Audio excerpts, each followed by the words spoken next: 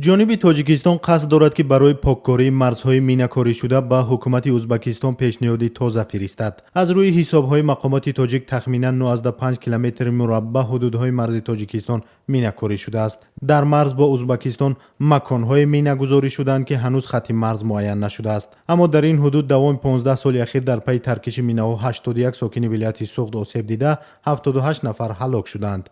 то кунун бинобар мушаххас нашудани хатти марз миёни ду кишвар, ҷониби тоҷикистон ба танҳоӣ наметавонад ин минтақаро аз минаҳо тоза кунад.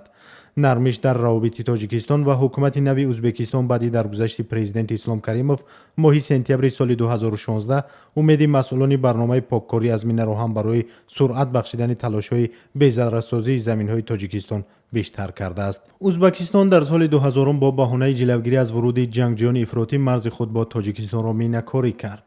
ӯзбакистон бо вилояти Суғди тоҷикистон 900 километр марзи муштарак дорад. 8 ноҳия дар ин вилоят дар марз қарор доранд, вале майдонҳои минакоришуда бештар дар шаҳрҳои Исфара ва Панҷакент боқӣ мондааст. Дин Муҳаммад, мудири бунёди фонди Швейтсария оид ба безараргардонии минаҳо дар Тоҷикистон, ки бар асоси як лоиҳа дар ноҳияи Дарвозу Шурообод дар амри поккории минаҳои даврони ҷанги шаҳрвандии Тоҷикистон кор мекунад, гуфт дар асл масъалаи набуди харита ё иттилои дақиқ роҷеъ ба макони ҷойгузорӣ шудани минаҳо хоси тамоми манотиқи дигари Тоҷикистон аст. ҳоло сокинони навоҳии наздик ба марзи Ӯзбакистон бо хуб шудани равобити ду кишвар умедворанд ки майдонҳои минакоришуда поккорӣ мешавад. Абдуҷалил Азизови 52 сола, як сокини деҳаи Лаққони шаҳри Исфара, аз аввалин нафаронест ки соли 2001 аз таркиши мина дар марз ба Ӯзбакистон пои чапашро аз даст дод. Он соли мудҳиш ӯ 36 сола буд ва мисли даҳҳо дигар ҳамдиҳагонаш аслан хабар надоштанд ки майдонҳои атрофи деҳаи онҳо дигар амну осоишта нестанд.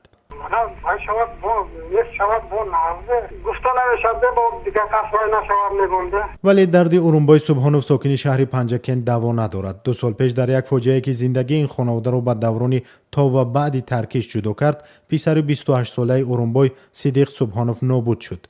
ӯ тасодуфан по рӯи мина гузошт ва ҷони ҷавонашро аз даст дод.